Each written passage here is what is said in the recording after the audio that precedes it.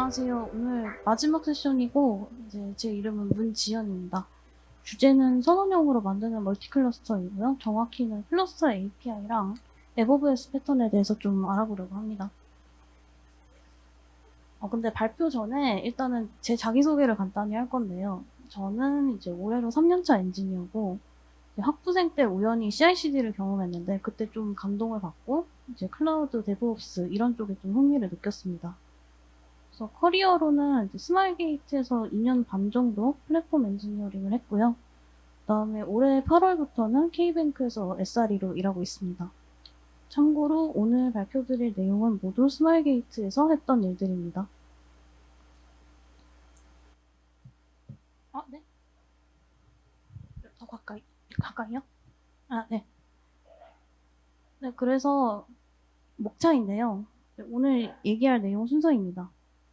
첫 번째로는 이제 오늘의 주제가 어쩌다가 나오게 됐는지 배경을 좀 간단히 설명을 드릴 거고요. 그리고 이어서 세션 2개 주제로 클러스터 API 기반으로 쿠버네티스를 만드는 방법, 그리고 헬름 기반으로 만든 에버브스 패턴에 대해서 소개를 하겠습니다. 그리고 마지막으로는 이제 이 2개를 진행을 하면서 이제 제 나름 깨달은 점들이 좀 있었는데 그거를 간단히 공유를 하고 세션을 마무리하려고 합니다. 배경입니다. 제가 스마일게이트에서 일하고 있던 시점이었는데요. 일단 왼쪽을 보시면은 2022년에는 IDC에서 쿠버네티스 클러스터 하나에다가 모든 환경의 서비스를 다 운영하고 있었어요. 그래서 뭐 나름 뭐 문제도 좀 있고 잘 하고 있었는데 그 해 가을에 이제 사용하고 있던 IDC에서 화재가 나면서 클러스터 자체가 몇 시간 정도 아예 꺼졌습니다. 그래서 이런 좀 큰 사건을 한번 겪은 뒤에 이제 그 다음 해부터 이제 여기 오른쪽 구성 느낌으로 이제 DR을 구성하게 됐습니다. 이제 DR에 대한 이제 구성이나 계획을 좀 세부적으로 짜다 보니까 이제 기존에는 원래 한 개의 클러스터만 운영하고 있던 상황이었는데 이제 앞으로는 4개 아니면 그 이상의 클러스터를 운영하게 되더라고요. 그러면 이제 클러스터 하나만 쓰고 있었는데 멀티 클러스터 환경으로 바뀌는 거고 가장 먼저 필요한 일들이 뭘까요? 제 생각에는 이제 클러스터를 일단 새로 만드는 것과 그리고 각 클러스터의 컴포넌트들을 어떻게 배포할 것인지 구조를 잡는 게 필요합니다. 그래서 이런 방법은 여러 가지가 있겠는데 나름대로 어떻게 하면 편할까 찾다가 이제 쿠버네티스 생성은 클러스터 API라는 오픈소스를 사용하게 됐고 그다음에 컴포넌트를 클러스터별로 배포하는 거는 에버브앱스 패턴을 사용하게 됐습니다. 그래서 순서대로 한번 설명을 드릴게요. 네, 그래서 첫 번째로 클러스터 API라는 오픈소스로 쿠버네티스를 만드는 과정입니다.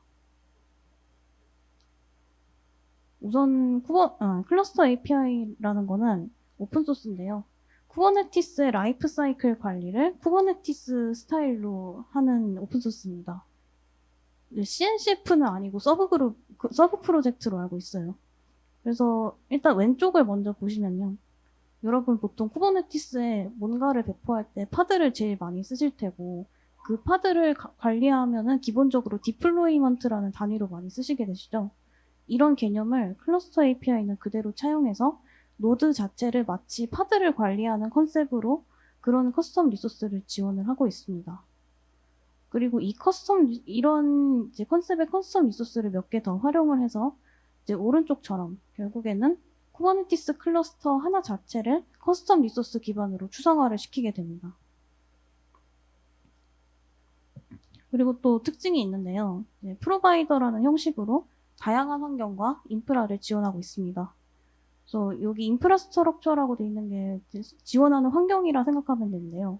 이제 가장 유명한 뭐 AWS, Azure, GCP 등등 그런 퍼블릭 클라우드도 있고 아니면은 이제 프라이빗 클라우드, 오픈스택이나 아니면은 온프렘 환경에서 쓸 수 있는 프로바이더가 굉장히 많이 있습니다. 그리고 이것들을 이제 선언형으로 매니페스트로 작성해서 실제로 배포할 때는 여기 오른쪽에 보시는 것처럼 이제 각 환경, 인프라에 대한 프로바이더 리소스를 각각 참조하는 형식으로 연동을 해서 사용하게 됩니다. 그래서 쉽게 말하자면 리소스끼리 서로 좀 조립을 하면서 사용할 수 있다고 보면 되겠습니다. 그리고 이 클러스터 API도 결국 쿠버네티스 위에서 동작하는 거기 때문에 이제 클러스터 API가 배포되어 있느냐를 기준으로 클러스터마다 좀 지칭하는 용어가 나뉘게 됩니다. 우선은 가운데 큰 부분을 보시면요. 클러스터 API가 배포된 쿠버네티스를 매니지먼트 클러스터라고 부르게 됩니다. 그리고 이어서 오른쪽에 좀 조그만 부분, 이제 매니지먼트 클러스터에서 클러스터 API를 통해 실제 생성된 다른 쿠버네티스들은 워크로드 클러스터라고 부르게 됩니다. 이제 저 같은 경우는 이제 AWS랑 이제 IDC에 각각 쿠버네티스를 만들면서 써왔는데 이제 두 개 다 말하기 내용이 많고 오늘 발표는 이제 IDC 워크로드를 좀 더 중점적으로 볼 예정입니다. IDC에 이제 쿠버네티스를 새로 만들 건데 조건이 이제 베어메탈로 만들어야 됐어요.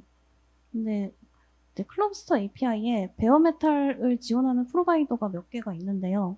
이제 보통은 다 이제 비어있는 베어메탈 장비에다가 OS 배포부터 진행하는 형식입니다. 몇 개 좀 POC를 해봤는데 당시에는 좀 사내 환경이랑 잘 안 맞는 부분이 있어서 당장 빠르게 쓸 수는 없는 상태였습니다.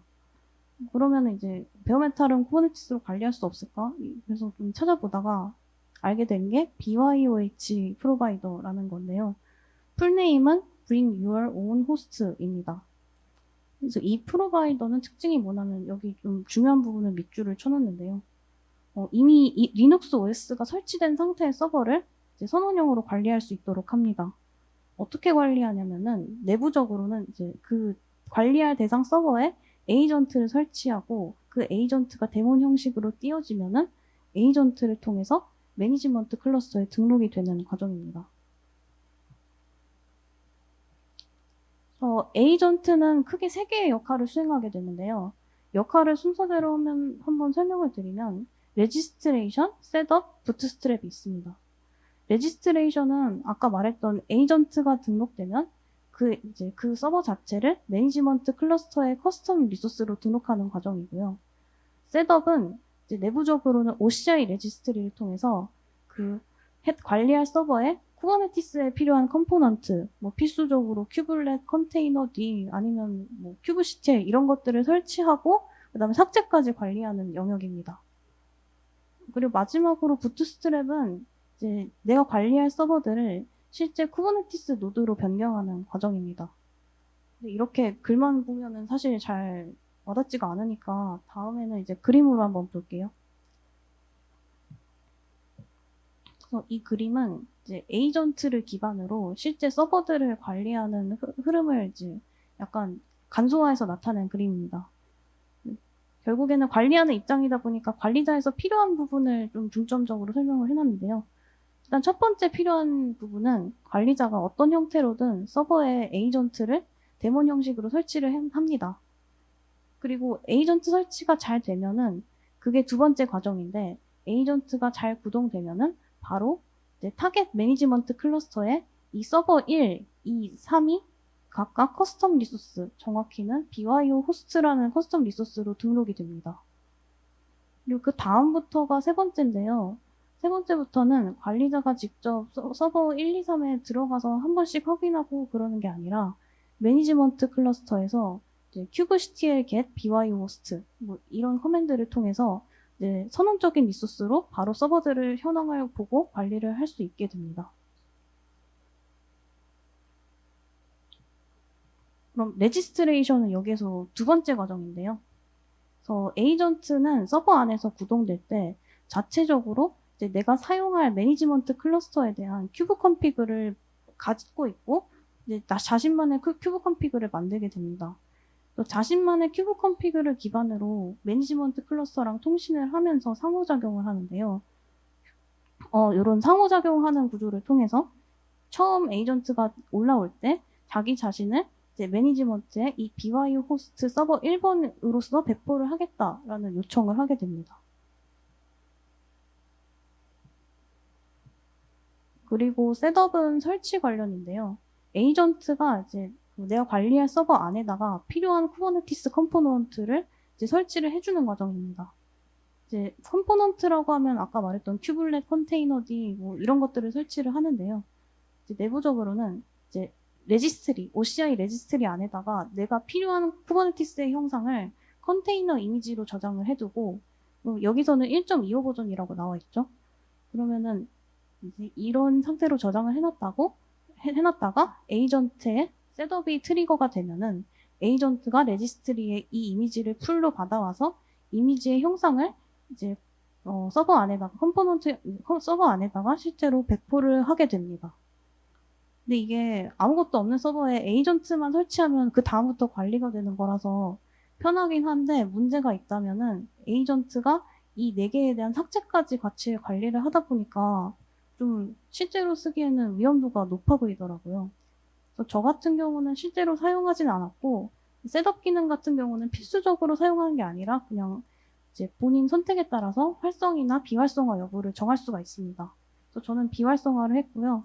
만약에 비활성화로 사용한다면 이 4개의 필수적인 컴포넌트들은 어떤 방식으로든 서버에 미리 설치가 돼 있어야 됩니다. 마지막으로는 부트스트랩인데요. 요거는 이제 서버를 노드로 바꾸는 과정입니다. 그래서 매니지먼트 클러스터에 클러스터가 배포가 트리거가 되면은 사실은 매니지먼트 클러스터 안에는 이제 다양한 하위 리소스가 많이 만들어지게 됩니다. 그런 하위 리소스 안에는 이제 그 중에는 여기 각 서버마다 실제로 실행이 필요한 내용들이 담긴 클라우드 컴피그 내용이 있는 시크릿들이 만들어지게 되는데요. 이 시크릿들이 만들어지면은 에이전트는 시크릿 안에 있는 클라우드 컴피그 내용을 보고 그 내용을 서버 안에 그대로 실행을 하게 됩니다. 근데 컴피그 안에 무슨 내용이 들어있냐면은 가장 간단하게는 이제 쿠버네티스로 만드는 커맨드가 있는데, 그 커맨드는 여러분이 잘 아시는 뭐 kubeadm init 아니면 노드 붙일 때 쓰는 kubeadm join 이런 것들이 있습니다. 이런 흐름으로 실제로 서버까지 전달이 돼서 쿠버네티스로 변경이 되는 거고요. 그래서 여기까지 해서 BYOH 프로바이더로 클러스터 API가 어떻게 쿠버네티스를 만드는지 봤는데, 제가 생각하기엔 쉽다고 말하기는 좀 그렇고 좀 복잡한 것 같거든요. 그래서 저는 클러스터 API가 좀 어렵다고 생각을 하는데, 제 나름대로 왜인지를 좀 생각을 해보면은 이 클러스터 API라는 컨셉 자체가 내가 쓰고 있는 쿠버네티스가 아닌 그 외부의 자원을 쿠버네티스로 관리하는 구조입니다.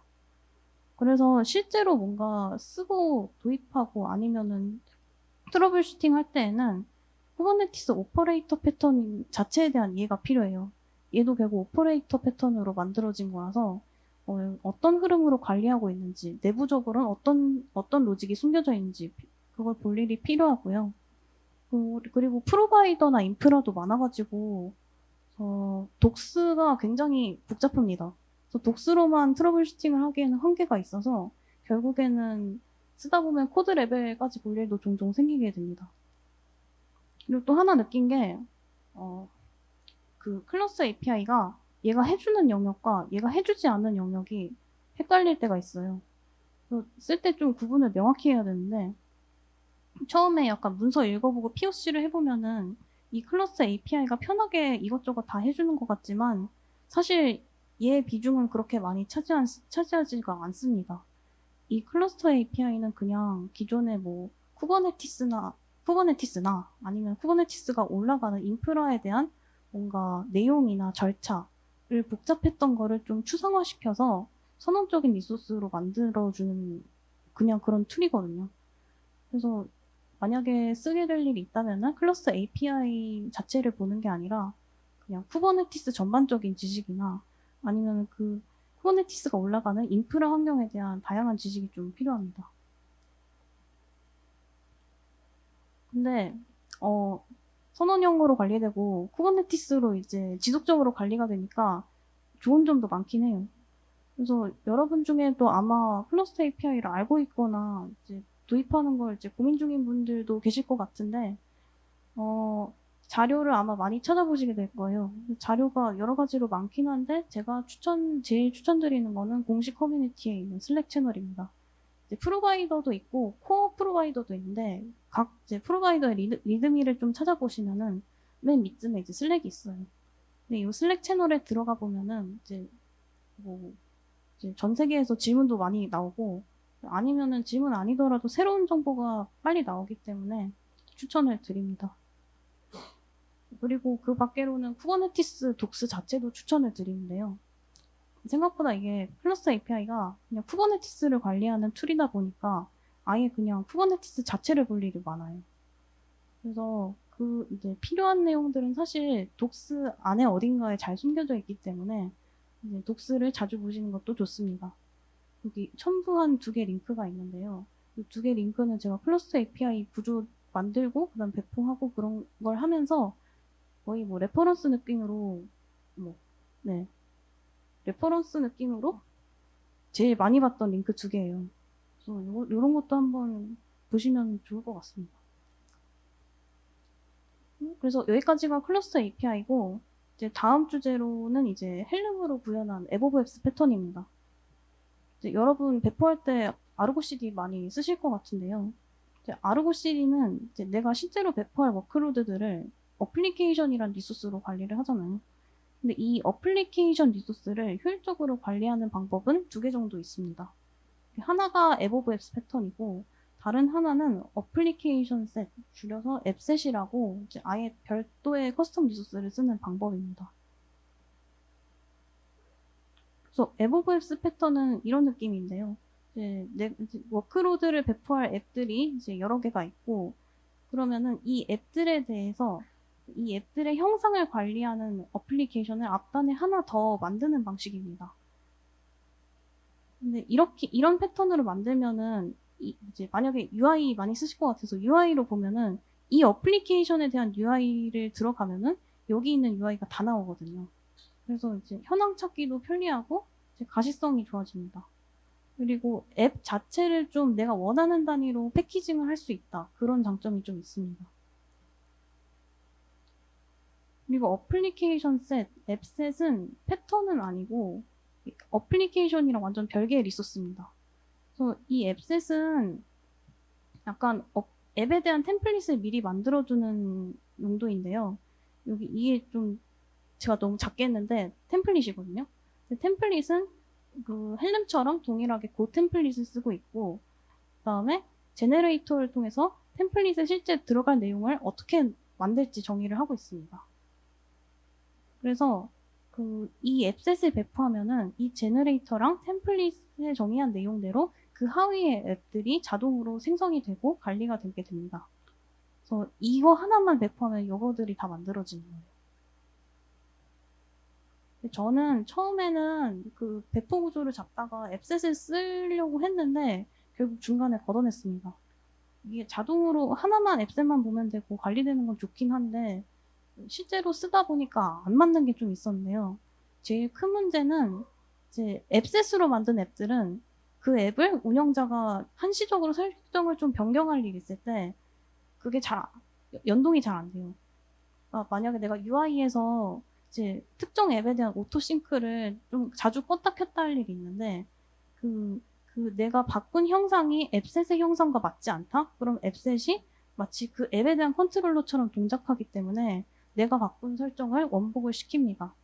그럼 사실은 그냥 앱셋 리소스를 다시 바꿔서 배포하면 되긴 하는데 이런 일이 좀 여러 번 있다 보니까 좀 피로도가 있긴 하더라고요. 그리고 아르고 CD 2.9부터는 좀 개선이 됐다고 하는데 문서 보면 아직 좀 안 맞는 값이 좀 있긴 합니다. 또 다른 문제로는 템플릿 구성이 생각보다 좀 복잡했습니다. 저 같은 경우는 환경이 7개, 클러스터는 4개, 긴 레포는 4개, 뭐 이런 조건들이 있었는데요. 이런 조건들을 앱셋 템플릿으로 만들다 보니까 그렇게 단순하지가 않더라고요. 이렇게 템플릿이 복잡해질 바에는 그냥 어플리케이션으로만 해서 에버브앱스 쓰는 게 낫지 않을까라는 생각을 좀 했습니다. 그래서 에버브앱스 패턴을 만들려고 봤는데 이거는 이제 어플리케이션 리소스거든요. 리소스 하나에 13줄밖에 안 되고 나름 직관적인데 이런 게 여러 개가 되고 100개가 넘어가고 그리고 그 중에 일부 값은 환경이나 설정별로 다 다르고 그래서 야물로만 관리하기에는 설정이 너무 뒤죽박죽이었습니다. 그래서 쓸 수 있긴 한데 정말 이래도 될까 싶더라고요. 여기 레포 URL이나 클러스터 URL 같은 건 오탄하기도 쉽고 그래서 저는 좀 고쳐서 써보기로 했습니다. 그래서 오타 내기 쉬운 게 제일 마음에 걸렸고, 설정이 좀 뒤죽박죽인 것도 걸렸는데, 그런 거는 어플리케이션이 앱셋만큼은 아니더라도 어느 정도 템플릿화가 되면은 많이 해결되겠다 싶어서 아예 그냥 아르고 CD 어플리케이션 리소스 하나만 배포를 하는 헬름 차트를 새로 만들었어요. 그래서 그냥 기본적으로는 13줄 정도만 쓰면 되지만 그 안에 이제 숨겨진 내용까지 다 포함해서 이제 완전히 거의 해부한 느낌으로 헬름 차트를 하나 만들었습니다.